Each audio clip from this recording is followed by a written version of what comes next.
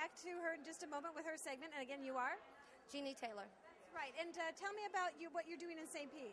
Well, we have a film here called Click Clack Jack that's in the feature category.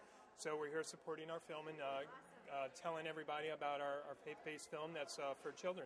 Oh, awesome. Now tell us about your film. What is it about? Our film is called Click Clack Jack. It's about an 1870s rail engineer who uses biblical principles to help try and save his town from the greedy barren Snodgrass, who wants to destroy the town to look for gold beneath it.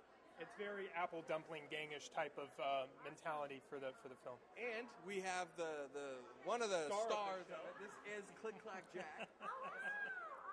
Star of the show, executive producer. We are having a blast. This is so much fun. We've looking forward to getting this out so people can see it because it has such a great message behind it. And it is geared, really, we geared it for like a 7 to 9-year-old, 7 to 10-year-old. So that was our target market. And families are finding it, so we go to these festivals that the moms and dads are enjoying it too as well. Where are you gentlemen from? Sarasota, Bradenton area. So we're right a local crew. Awesome, because I do have an inquiry mom that has a child, and we have different segments, and we're in the schools with Cool TV. And you want to say something? Yes, first I appreciate you speaking with me. I do have a child coming into the industry, and he loves the microphone. And he's definitely great on still posing, but this is new to us, getting it on the film and TV. As being entertainment in the entertainment industry, what would you say the most important thing for a parent at bringing their child in that would keep them safe? I mean, what would the most imperative thing being new to the business with all the predators and the scamming that's going on? What's the most important thing? I would say Google. I'd say information, really knowing the project that you're getting ready to work on and knowing the people behind that project, what they do, what they've done in the past. Because that a lot of times will also show you what they're going to do in the future. And so for me and having a child that is also getting into the business, it's very important to me that I understand the people that are producing whatever it is that I'm doing, and then also be a part of that process. It's it's not just about your child at that time. It's about you and your child, and you're kind of molding and sculpting, and you need to, as a parent, need to be just as involved in what's going on as your child is. Well, I'll tell you one of the hurdles that I'm running into is he's only 3. He's very good, though. I mean, that's from a mom's perspective. But he is very good. And would you say that the actual age-appropriate time would be after 5? I mean, that's kind of the hurdle I'm running into. Commercial, print, magazines, that kind of stuff. But not really film and TV. Well, it's very tough to have a child in the early days getting into film and commercial and television and stuff, just because they're really getting subjected to things that a normal child and normal development would not be subjected to. So you have to be really aware of what the child is going through in that process and what that child is being subjected to.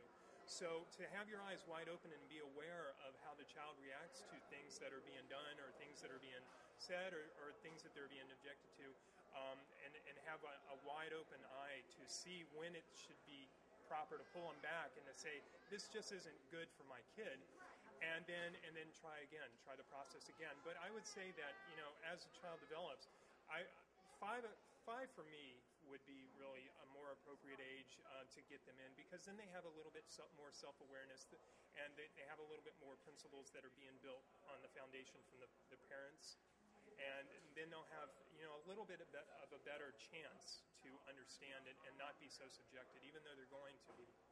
And you guys are all producers, right? Yes.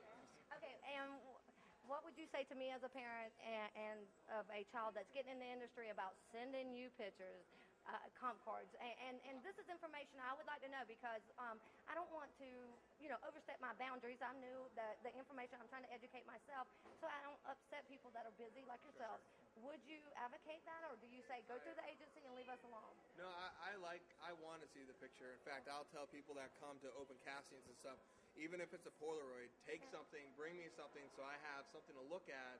Right. Along with if they have any work, even if it's... you and I can meet when we get done? Yeah, sure. Even if it's school plays, even if it's, I did this thing for my friend who has a low-budget production company. Right. No matter what it is, the fact that they've had some experience anywhere is good. And then any type of photo, it could be a photo from you guys at the beach, is something so we can see that Okay. child again. And how do you feel? I'm sorry. You're not gonna run into that everywhere. I mean, some agencies or some producers and stuff are gonna have that hands-off policy, but for independent producers and directors and stuff, for people that are kid-friendly or focused on family films and stuff like that, we are going to want to see that because we want that we want that tactfulness and to know exactly what we're getting into with that child. And like Ryan is saying, those just everyday pictures gives us an idea of what the personality of that child is developing into, and might give us more information than, say, that beautiful portrait studio shot. Mommy me picture. Exactly. Yeah, absolutely. So. Okay, and what about extra work? Any idea on, do you guys like them doing the student films, the extra work? This guy could tell you all about that. Extra work? Your son. Extra. Oh, extra. But we had a great time. Our kids were involved in our project, and we had them on the set. Great. And so they enjoyed getting dressed up and kind of being there. It makes for a long day sometimes. Right. If there's, it could be a full day. So it's a lot of hurry up and wait. As long as mom is there and supportive and right there having lots of things for them to do. Of course, you get into some situations where you've got to have a teacher on site too. We were shot out in California. They were very strict about having a tutor on site. So I've been reading the laws. It was very structured. They're very sensitive to having the children on the set. Safety is a big concern of theirs too as well. So there's a lot of also time constraints. Yeah, they don't allow them to be there too long. What about work permits? Do they vary from state to state? Yeah, always. Do they? Yes. Okay. Yeah, all paperwork and all contracts vary from state to state. Okay. So it's very important to get to understand and wherever that you're planning on having your child go into to know the laws and to understand the laws and get everything in writing so you can do the research properly. Okay. But as an extra, there's always possibilities that a director will pull an extra right there on the spot and say, "Would you say this line for me right now?" Okay. So if they're right there and they're available, and I still today, from 2 years ago from a filming we did, am still staying in touch with the extras because the extras know that there's always that possibility they could get a line. And that's my whole thing with him. It's exposure and being educated, learning the set, and it's not about the money. It's just about getting out there and learning how to work the camera and be interactive with people. Right. So my only other question I would have is, what about with today's economics, leaving this market? Would someone just getting in the industry, they're not known, would you advocate someone leaving the market, their state market, like New York, LA, if you think your child's going to make it big? Would you suggest that, or would you say stay local and try your luck? I would say local first. Okay. I mean, we're in such an area of Tampa, St. Pete, Orlando, Miami is huge too, and the state of Florida is so pro trying to bring stuff here, and they're so very excited about it. So I would say we have some personal friends they're over in Orlando. In fact, one of the girls is in 3 of the films that's here.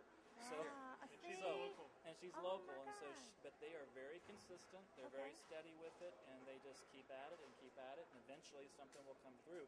And then, eventually, then you go out to California, you go to New York, and things like that. You build your resume, and you get the experience, and then you're able to go and maybe do some of those other things. But now, if you can, it's up to each family and what they're able to afford and what they're able in their budget. Well, I think what I've learned is the education.